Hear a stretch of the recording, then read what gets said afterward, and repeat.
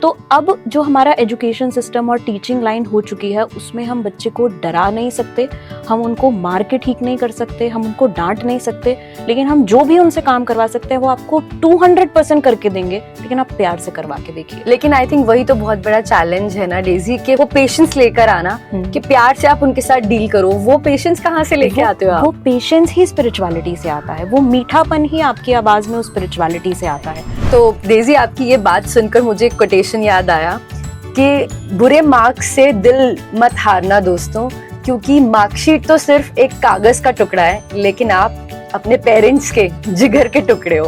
तो वो बहुत इम्पोर्टेंट है बच्चों को हमेशा याद दिलाना कि वो कितने स्पेशल हैं, कितने इम्पोर्टेंट हैं। एंड मार्क्स सब कुछ नहीं है लाइफ में, ऑफ कोर्स पढ़ाई बहुत इम्पोर्टेंट है, लेकिन जो उनका मेंटल पीस है वो सबसे ज्यादा, मेंटल हेल्थ सबसे ज्यादा इम्पोर्टेंट है। तो मतलब आप ये कह रहे हो कि जितनी जल्दी एक बच्चा मेडिटेशन प्रैक्टिस करना सीख जाए, उतनी जल्दी उसको सही गलत के बीच का डिफरेंस भी पता चल जाएगा। उसको फेस करना, चीज़ों को फेस करना, चैलेंजेस को फेस करना आसान होगा। उसको नॉलेज समझ में आएगा कि मुझे एक नॉलेज बेस्ड प्रैक्टिस करनी कैसे है। तो ये चीज़ें उसको आगे ग्रोथ में बहुत हेल्प करेंगी। उनको करियर डिसाइड करने में भी हेल्प करेगा ये? बिल्कुल करेगा। सही डिसीजन लेना, राइट और रॉन्ग ये डिसाइड करना, उसके लिए क्लैरिटी आती है माइंड में कि मुझे क्या करना है लाइफ में, इससे बैलेंस करना आ जाता है। देखिए बच्चों के लिए तो मैं यही बोलूँगी कि उन्होंने एक बहुत छोटी सी एज से एक वर्ड सुना हुआ है, बैलेंस डाइट। तो बैलेंस डाइट से ही अगर आप देखें तो हमें एक डाइट बैलेंस क्यों लेनी चाहिए, वो आपके तन को, आपके शरीर को सही रखती है। इसी तरह से बैलेंस्ड लाइफ होना भी बहुत ज़रूरी है। किसी भी एक चीज़ की तरफ ही अगर आप चलते चले जाएंगे तो बैलेंस बिगड़ेगा, जरूर बिगड़ेगा। तो आपको अपनी लाइफ में वो बैलेंस रखना है। आपको अपना करियर भी देखना है, आपको अपनी फैमिली भी देखनी है, और आपको वो सब करते हुए स्पिरिचुअलिटी को भी साथ में लेकर चलना है। वो है एक बैलेंस लाइफ, और वो बैलेंस आपको बनाना पड़ेगा। वो आपको स्पिरिचुअलिटी जरूर सिखाएगी।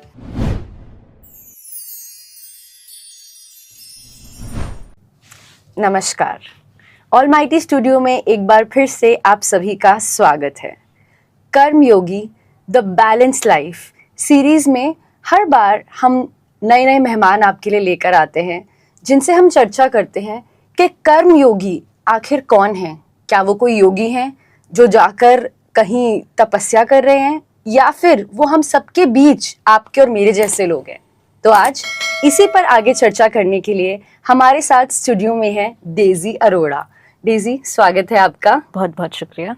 Daisy is a PGT in Economics in Amity International School and a subject matter expert with Oswald Books.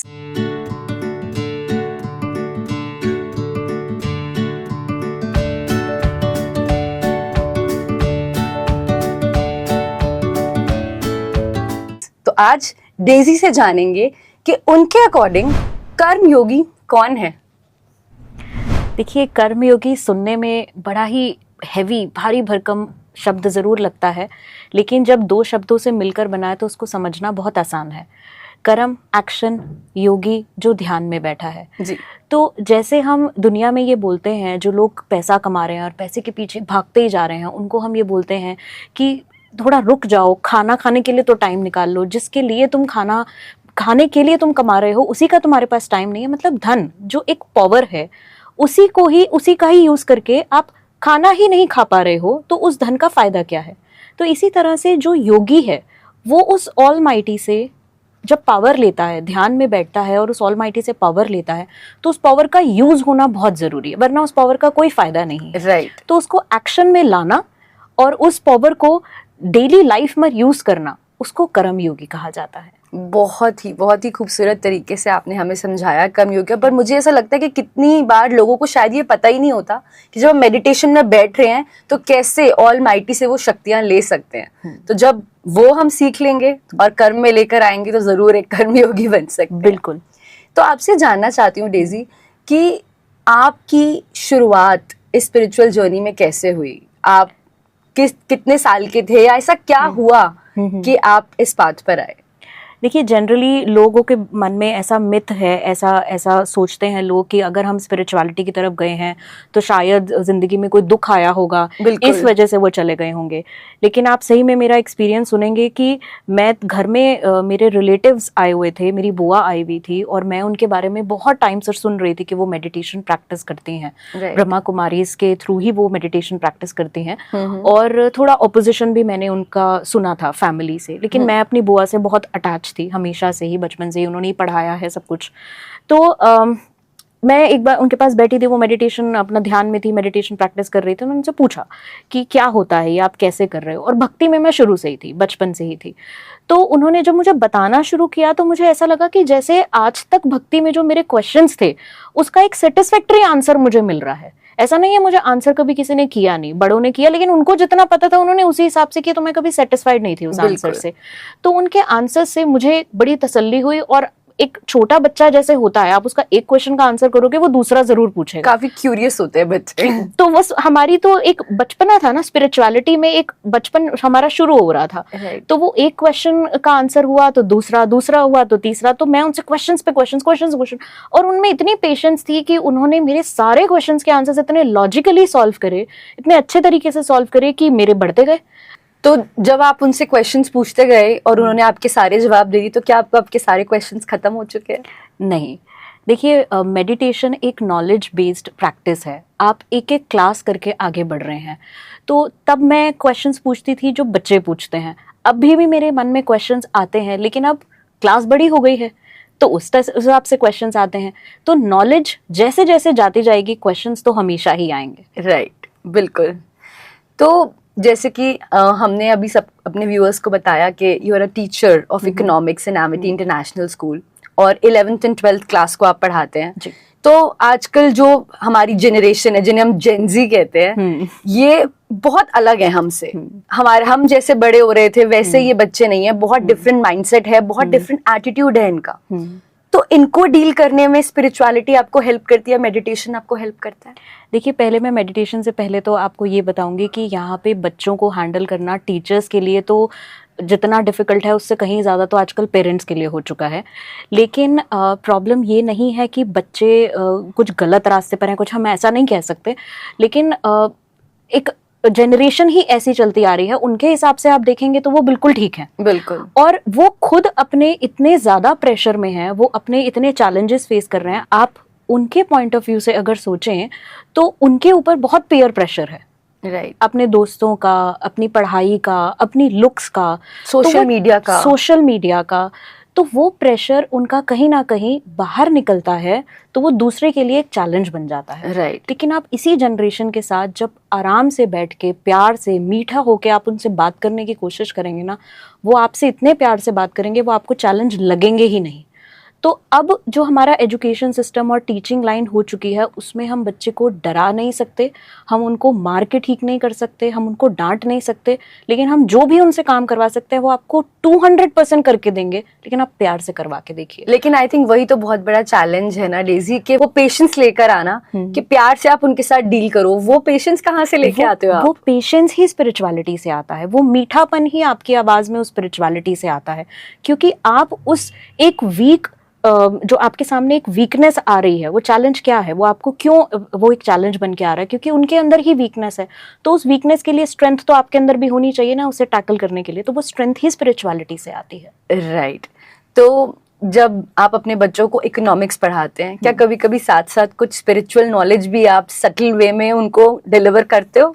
बिल्कुल, ये साथ साथ हमारा चलता है, और मेरा तो सब्जेक्ट भी थोड़ा ऐसा है कि जिसमें मैं रिलेट कर पाती हूँ, क्योंकि आजकल जो सराउंडिंग्स में चल रहा है, जो भी इकोनॉमी से रिलेटेड चलता है, उसको हम स्पिरिचुअलिटी से रिलेट कर देते हैं। लेकिन हाँ, देखिए बहुत ज़्यादा उसको इन्वॉल्व करना भी हमारे लिए बहुत आसान नहीं होता, क्योंकि कोर्स बहुत ज़्यादा होता है, तो उसमें हम बहुत ज़्यादा क्लासेस में नहीं कर पाते। राइट। लेकिन हाँ, बच्चों की वर्कशॉप्स चलती हैं, स्कूल में चलती हैं, और उसमें हम बच्चों को ये जरूर सिखाते हैं। जो इंटरेस्टेड होते हैं बच्चे वो जरूर आगे आते हैं, क्योंकि मुझे लगता है कि अगर आज की जनरेशन को मेडिटेशन सिखाएं तो वो बहुत अच्छा इम्पैक्ट उन पर रहेगा। मेडिटेशन बच्चों के लिए आजकल बहुत इंपॉर्टेंट हो चुका है, कंसिडरिंग के कैसी सिचुएशंस हैं आजकल। बिल्कुल ठीक कह रही हैं याशिका आप, प्रॉब्लम सिर्फ बच्चों के लेवल पर नहीं, हर लेवल पर आती है। बट मैंने देखा है कि बच्चों के अंदर आजकल डिप्रेशन, एंजाइटी बहुत ज्यादा बढ़ जाता है, स्पेशली एग्जाम्स जब पास आ रहे होते हैं उस वक्त। ऐसे तो कुछ ऐसा कभी आपने सिमिलर फेस किया है कोई बच्चों के साथ? बिल्कुल किया है। हमारे स्कूल में जब एग्जाम्स चल रहे होते हैं तो उससे एक दिन पहले, 2 दिन पहले जिस तरह से फ़ोन आते हैं हमारे पास कि मुझसे ये नहीं हो रहा, मुझसे वो नहीं हो रहा, ये टॉपिक नहीं हो रहा, पता नहीं एग्ज़ाम कैसे होगा। इनफैक्ट एग्ज़ाम जब चल रहा होता है तब बच्चों को बीच में इतना एंग्जाइटी होता है कि हमें उनका पेपर छुड़वाना ही पड़ता है, उनको घर भेजना पड़ता है।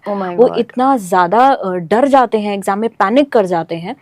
और मैं एक और भी आपको किस्सा सुनाना चाहूँगी कि एक बहुत ही इंटेलिजेंट बच्चा, मतलब क्लास में ही हैज़ बीन टॉपर ही रहा है, और एकदम से वो स्टाफ रूम में आया और एक टीचर के पास आके बोला कि मुझसे तो सोशल साइंस सब्जेक्ट, बच्चों को बहुत डर लगता है उससे, तो ये सब्जेक्ट तो मुझसे हो ही नहीं पाएगा, मैं बिल्कुल नहीं कर सकता, मेरे तो मार्क्स ही नहीं आ रहे इसमें। बहुत डरा हुआ था। तो उसको मैं देख रही हूँ, और मैं भी उसको इकोनॉमिक्स ही पढ़ाती थी, तो मैंने उसको देखा, मैंने कहा इसको क्या हो गया अचानक ही, तो इतना इंटेलिजेंट बच्चा है और हमेशा आंसर्स हमेशा इसके पास रेडी होते हैं, इतना को क्यों कॉन्फिडेंस लूज कर रहा है। और मैंने उसको आराम से जाके समझाया कि क्या हुआ है तुम्हें, क्यों इतना तुम पैनिक कर रहे हो, तुम्हें पता है कि तुम्हारी कैपेबिलिटी क्या है, तुम लेके जाओगे 100 on 100 ले जा सकते हो इस सब्जेक्ट में, तो इतना कॉन्फिडेंस क्यों लूज कर रहे हो। और आप यकीन मानिए अभी रिजल्ट आया है and he has scored 99 in social science. Wow, that's great. और उसने फोन करके मुझे ये बात बोली कि मैम आपने मुझे वो कॉन्फिडेंस दिया था उस दिन, नहीं तो मैं बिल्कुल सोशल साइंस, मैं सोच के बैठा था कि मैं 75 या 80 क्रॉस नहीं कर पाऊंगा। तो क्या आपने उनको मेडिटेशन करने की सजेशन भी दी? बिल्कुल, मैंने उसको टिप्स भी दी थी कि बेटा जब नहीं हो रहा हो तो थोड़ी देर छोड़ दिया करो, आंखें बंद करके बैठ जाया करो, थोड़ा अपने अंदर ध्यान किया करो कि इतना डरने की, हर चीज से अगर तुम डरते रहोगे तो डर तो तुम्हें और ही नीचे ले जाएगा। राइट। तो डेजी, आपकी ये बात सुनकर मुझे एक कोटेशन याद आया कि बुरे मार्क्स से दिल मत हारना दोस्तों, क्योंकि मार्कशीट तो सिर्फ एक कागज का टुकड़ा है, लेकिन आप अपने पेरेंट्स के जिगर के टुकड़े हो। तो वो बहुत इंपॉर्टेंट है बच्चों को हमेशा याद दिलाना कि वो कितने स्पेशल हैं, कितने इंपॉर्टेंट हैं। एंड मार्क्स सब कुछ नहीं है लाइफ में, ऑफ कोर्स पढ़ाई बहुत इंपॉर्टेंट है, लेकिन जो उनका मेंटल पीस है वो सबसे ज्यादा, मेंटल हेल्थ सबसे ज्यादा इंपॉर्टेंट है।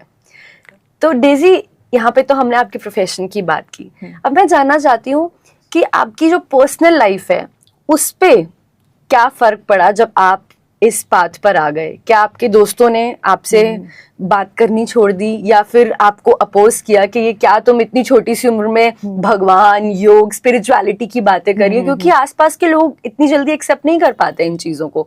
तो ऐसा कुछ हुआ आपके साथ? बिल्कुल हुआ, और ये बहुत नॉर्मल है होना। इसको कोई बहुत बड़ा इशू लेके अगर हम आगे बढ़ेंगे तो शायद स्पिरिचुअलिटी पर चलना ही मुश्किल हो जाए। ये बहुत नॉर्मल चीज़ है। Right. अब देखिए ये क्यों है नॉर्मल, क्योंकि आपके दोस्त, आपकी फैमिली आपको इतने सालों से एक तरीके से देख रही है। Right. उनकी आपसे कुछ एक्सपेक्टेशंस हैं कि बड़े होके ये करेंगे वो करेंगे, या दोस्तों को पता है कि हमने हर सैटरडे संडे बाहर जाना ही है, हमने घूमना फिरना ही है, मूवी देखने जाना है। ये नॉर्मल चीजें थी और उनकी यही एक्सपेक्टेशंस थी।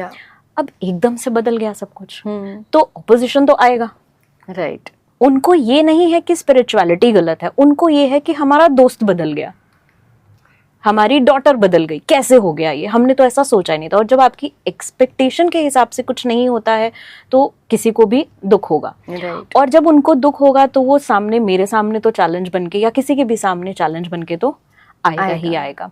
तो ये बात जब मुझे समझ में आई थी, जब मेरे सामने ये ऑपोजिशंस थे, तो मुझे भी बुरा लगता था कि क्यों मैं अपनी लाइफ का खुद नहीं डिसाइड कर सकती कि मुझे क्या करना है। लेकिन मैंने आपको कहा ना, क्वेश्चंस हर वक्त चलते हैं स्पिरिचुअलिटी में। मुझे इस क्वेश्चन का भी आंसर एक लेवल के बाद मिला, क्योंकि आप आगे बढ़ोगे तो आपको आंसर जरूर मिलेंगे। तो इस क्वेश्चन का भी जब मैंने उनका पॉइंट ऑफ व्यू समझा कि वो गलत नहीं है, तो धीरे धीरे करके चीजें ठीक होती गई। पहले उन्होंने इतना अपोज किया, पता नहीं वो मुझे क्या क्या सुना देते थे, क्या क्या बोल देते थे, लेकिन आज वही मेरे सामने खड़े होते हैं और मुझसे अपनी प्रॉब्लम्स डिस्कस कर रहे होते हैं। मुझसे यही पूछ रहे होते हैं। अब क्योंकि कुछ मैरिड भी हैं, मैरिज लाइफ में अगर कभी भी कुछ अप डाउन आता है या उनकी प्रोफेशनल लाइफ में आता है तो वो पूछते हैं क्या करें। उनको अगर कभी एंग्जाइटी होती है तो सबसे पहले वो मुझे ही कॉल करते हैं। Right. तो इस चीज को जब मैंने देखा, मैंने कहा ठीक है, अब समय बदल रहा है। Right. और वो समय बुरा नहीं था, वो समय जब आया मेरी लाइफ में तो मुझे आगे बढ़ाने के लिए ही आया था। But I think these it's very easy to give in to the pressure of you know your peers, friends group के प्रेशर में देना, मतलब अपने आप को गिव इन कर देना बहुत आसान है। तो उस वक्त आपको कभी प्रेशर नहीं फील हुआ कि मेरे सारे दोस्त तो मूवीज देखने जा रहे हैं या घूमने जा रहे हैं या पार्टी करने जा रहे हैं और मैं यहाँ पर बैठकर मेडिटेशन कर रही हूँ या ध्यान कर रही हूँ, तो कभी वो डिजायर्स नहीं आई आपको कि मुझे भी ऐसा करना चाहिए? मैंने कभी उनके साथ जाना नहीं छोड़ा। मैंने ऐसा नहीं किया कि वो कभी मुझे कहीं बुला रहे हैं या हमारी कोई गेट टुगेदर है तो मैंने वहाँ कभी कोई जाना नहीं छोड़ा। मैंने ऐसी अपनी लाइफ नहीं बदली कि उनको दुख हो, लेकिन हाँ मैंने हर चीज़ एक लिमिट्स में करी है। मैंने अगर भोजन, एक सात्विक भोजन को ऑप्ट किया है तो वो सबने अडॉप्ट किया है उस चीज़ को, आज सब ऑप्ट करते हैं। आज तो साइंस भी बोल रही है टर्न वीगन, राइट। सो अब वो सब उस चीज़ को एक्सेप्ट करते हैं, तो अब उनको कुछ भी फ़र्क नहीं लगता मुझ में, क्योंकि मैं अपना 100% दे रही हूँ हर रिलेशन में, चाहे वो पेरेंट्स की तरफ हो, चाहे वो फ्रेंड्स की तरफ हो, चाहे वो ब्रदर की तरफ हो। तो आज वो भी खुश हैं। बस मैं अब सब कुछ जो करती हूँ मैं अपनी एक लिमिट्स में करती हूँ। Right right. तो डेजी वो ऐसा कौन सा चेंज था जो आपको लगा कि आपकी जिंदगी में आया जब आप ब्रह्मा कुमारी से जुड़े? सबसे पहला और सबसे प्यारा, सबसे अच्छा चेंज जो आपने अपने अंदर देखा? देखिए, पहले मेरे अंदर जो कमियां थी, गुस्सा आता था मुझे बहुत इरिटेशन होती थी और छोटी छोटी बातों पे होती थी, वो बहुत कम हुआ। टीचिंग लाइन में आने के बाद मुझे लोग कहते थे टीचर को तो हमेशा गुस्सा ही चढ़ा रहता है। पता नहीं ऐसा क्यों मिथ है टीचर्स के बारे में कि टीचर है ना तो ये तो बहुत डोमिनेटिंग होगी, ये तो बहुत गुस्से वाली होगी। लेकिन अब आप एक 40 स्टूडेंट्स की क्लास को हैंडल करोगे तो वो आप घर भी लेके जाओगे उस गुस्से को। right. लेकिन जब मेरी फैमिली ने ये चेंज नोटिस किया, मैंने नहीं करा। हम अपने बारे में नहीं कर पाते हैं, सामने वाले ही नोटिस करते हैं। तो उन्होंने ये नोटिस करा कि इसके अंदर इतना कंट्रोल कैसे आया है। राइट।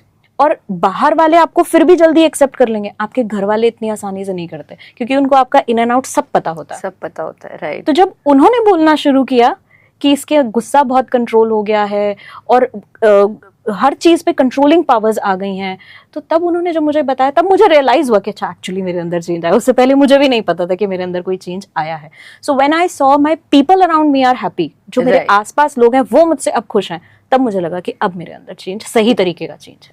तो डेजी जैसे आप बता रहे थे कि आपका गुस्सा ही खत्म हो गया, तो जैसे आपने ये भी कहा कि मिथ तो होता है कि टीचर्स को गुस्सा आना चाहिए, तो बिना गुस्से के 40 स्टूडेंट्स की क्लास आप हैंडल कैसे करते हो, मैनेज कैसे करते हो? ये आपने बहुत इंटरेस्टिंग क्वेश्चन पूछा है, क्योंकि दूसरी वाली क्लासरूम से मुझे डस्टर बजने की आवाजें तो आ रही होती है क्योंकि वहाँ गुस्सा चल रहा है। लेकिन यकीन मानिए मेरा भी यही हाल था बिगनिंग में।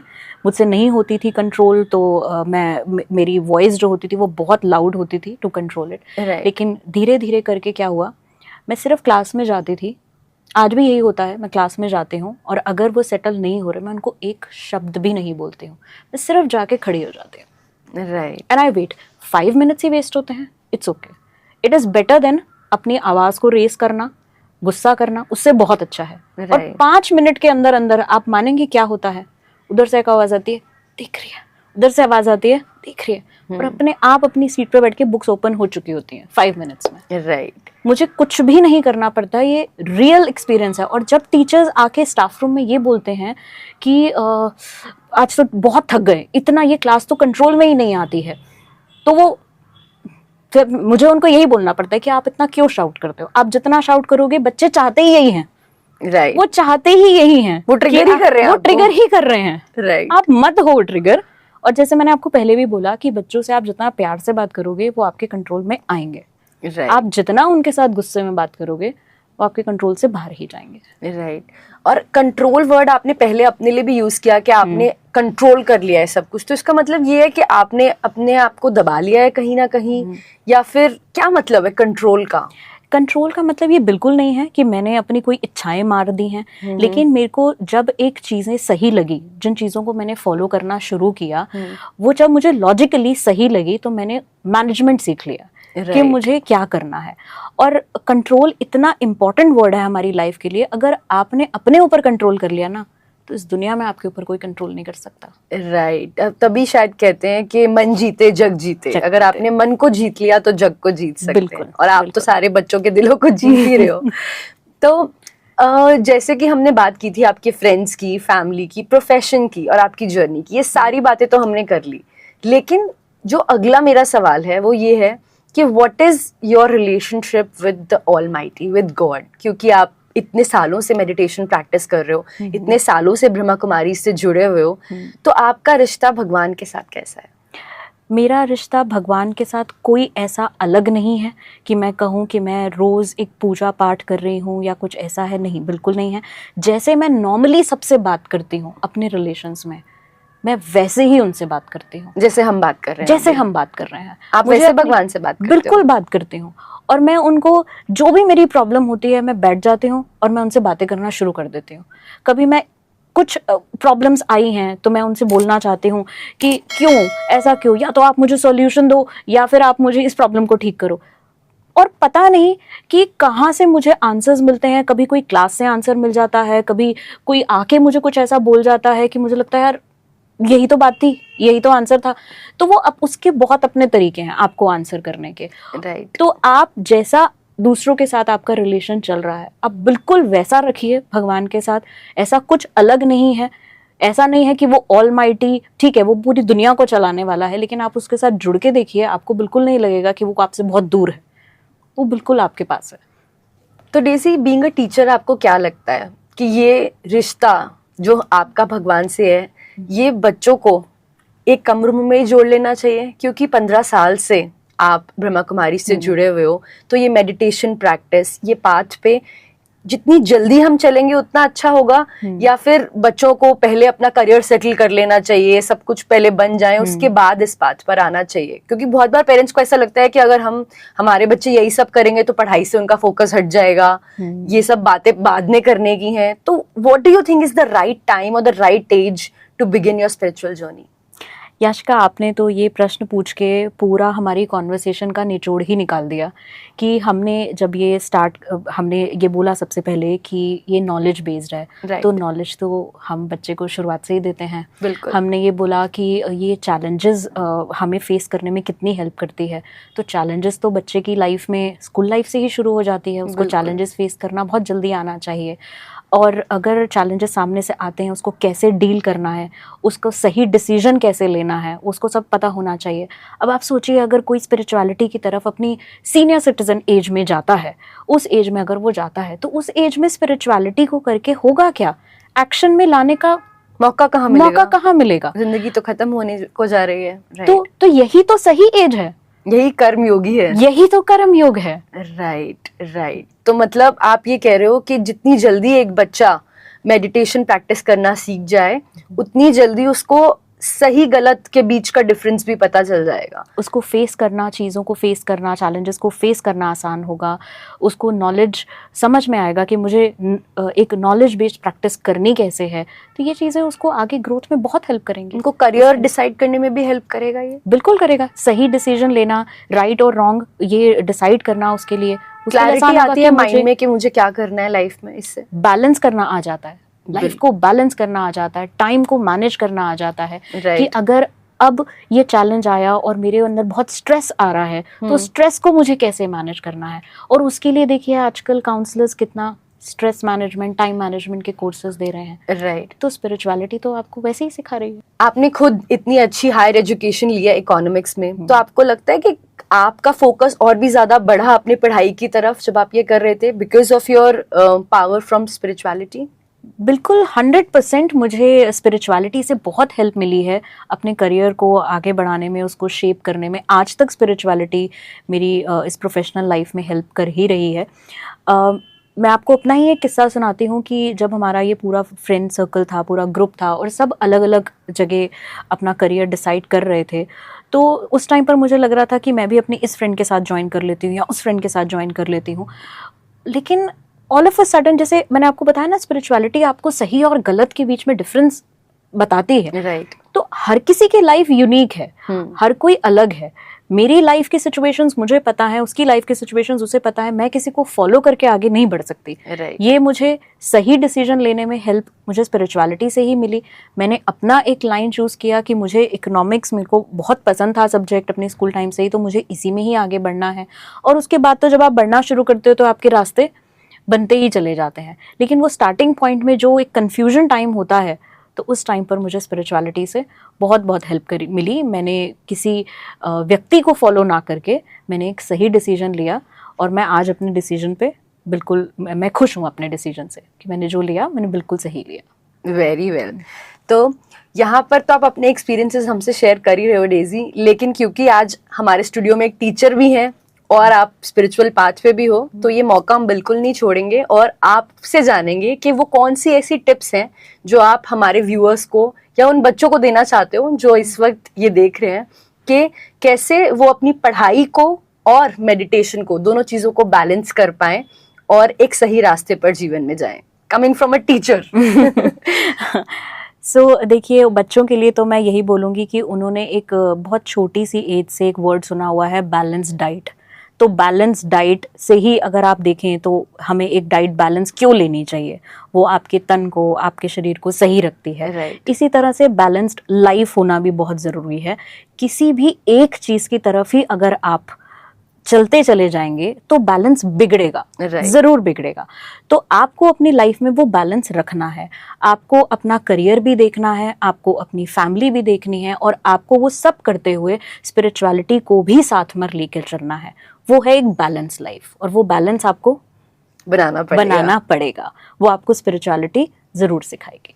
और उसके लिए कहाँ पर जा सकते हैं? हमारे आसपास आपके एरिया में हमें आपको ब्रह्मा कुमारी सेंटर्स ज़रूर मिलेंगे। आप वहाँ अप्रोच करिए, वहाँ पे दीदी हैं, वहाँ पे आपको कोर्स करवाया जाएगा और वहाँ से आपकी स्पिरिचुअलिटी की जर्नी शुरू हो सकती है। Thank you so much Daisy कि आज आप हमारे साथ जुड़े। Thank you so much. तो यहाँ पर आज डेजी जी से हमने जाना कि कैसे बच्चों को अपना एक बैलेंस मेंटेन करना है लाइफ में, स्पिरिचुअल जर्नी का और अपनी पढ़ाई का। ऐसी कुछ और चर्चा कर्म योग पर लेकर आते रहेंगे आपके लिए अगले एपिसोड्स में। तब तक हमें दीजिए इजाजत। धन्यवाद। अगर इस वीडियो से संबंधित आपका कोई सवाल है तो आप हमें कमेंट सेक्शन में बता सकते हैं। और अगर आप हमसे जुड़ना चाहते हैं या निशुल्क राजयोगा मेडिटेशन सीखना चाहते हैं तो डिस्क्रिप्शन में दिए हुए नंबर पर कॉल करें या फिर www.brahmakumaris.com पर जाकर अपने नजदीकी सेवा केंद्र का पता प्राप्त करें। धन्यवाद।